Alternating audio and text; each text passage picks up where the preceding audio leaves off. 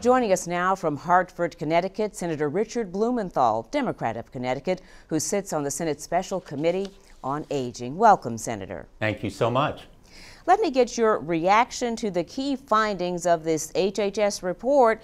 And I think one of the key findings that 92% of the facilities had at least one employee with a criminal conviction. Shouldn't we all be disturbed by that?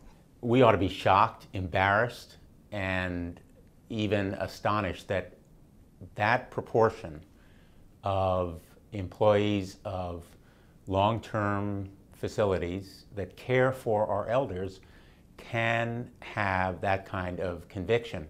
We're talking about people who have positions of trust, and the element of confidence is so important when dealing with our most vulnerable citizens. These individuals are in the care of people, they're entirely dependent on them, and they really should have the kind of trust and confidence that is merited. And that is why, as Attorney General of Connecticut, as well as now a United States Senator, I've pursued background check systems so that these institutions can really know and do something to prevent those very high numbers and proportions of their employees from having convictions.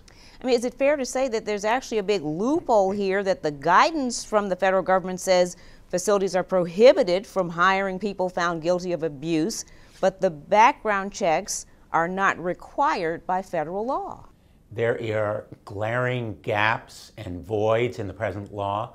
What you've referred to as loopholes really reflect a system that is antiquated, inefficient, incomplete, and riddled with gaps and loopholes that enable people to go from one state to another, cross state lines, and in effect avoid detection for criminal activity that has involved physical abuse, possible financial wrongdoing, and really harm people very severely so that they can repeat those crimes without the safety net, in effect, catching them before they do in another state. So absolutely yes, the federal law needs to be upgraded and updated to reflect the tendency of these con artists and wrongdoers from crossing state lines and putting more of our senior citizens at their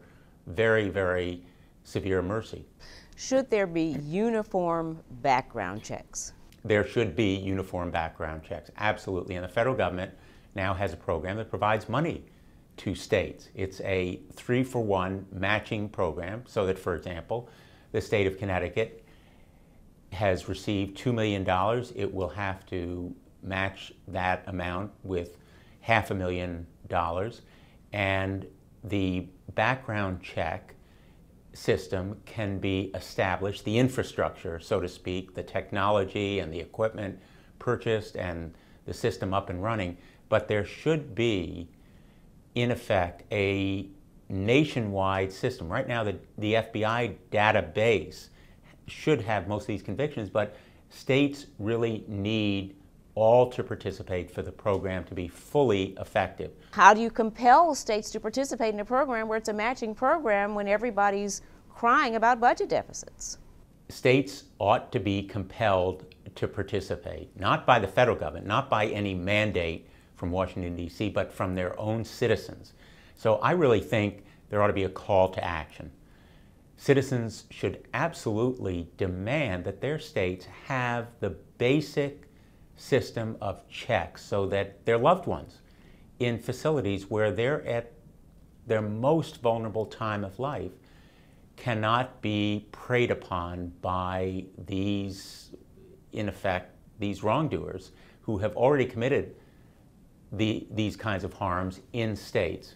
Well, let's talk about federal leverage, since most of these facilities get most of their money from federal programs, including your Medicare and Medicaid. Shouldn't the federal government have laws that close up these gaps and the patchwork and the loopholes in terms of background checks? If necessary, ultimately, a federal mandate may be required. If states themselves fail to protect their citizens, the federal government may have to require them to do so as a condition of this funding, whether it's for Medicaid or Medicare. You're a co-sponsor of the Elder Abuse Victims Act. What are the chief goals of that act? What would that change? How would that help these vulnerable residents? Protecting our seniors in nursing homes, long-term care facilities, skilled nursing institutions are people who would be protected by this act, and it would establish stronger means of really requiring a database in states and nationwide. Offering incentives is a good first step, but ultimately we may need to require it. Senator, let's talk about the nursing home industry and their responsibility in this. Has the industry been a barrier to conducting background checks? You know, characterizing an industry with so broad a brush may sometimes be unfair, but I think the industry can do better. I think the industry can really lead, and I recognize that there are cost issues, that expenses may be a problem, as they are for state governments, but I really think that the industry, the nursing home industry, can do better, and I hope they will. I hope they'll support this measure. Yeah. Senator, you made a plea earlier to people to make this issue a priority. Are you surprised that it isn't a bigger priority, especially with so many more people living longer and possibly in need of these facilities? Why as a country haven't we made this a bigger priority? I think the failure to implement a foolproof, or at least as good as possible, system of background checks is a national failure that is inexcusable. And I think it's simply a lack of awareness. Many people may not even realize that their parent or brother or sister is in a facility where there have been no background checks. People may simply be unaware that this gap, that this system is riddled with loopholes, and that it continues to exist inadequately, inefficiently, incompletely, and ought to be improved. Senator Richard Blumenthal of Connecticut, who serves on the Senate's Special Committee on Aging, thank you so much for your time today. Thank you, and thank you for your attention to this critical topic.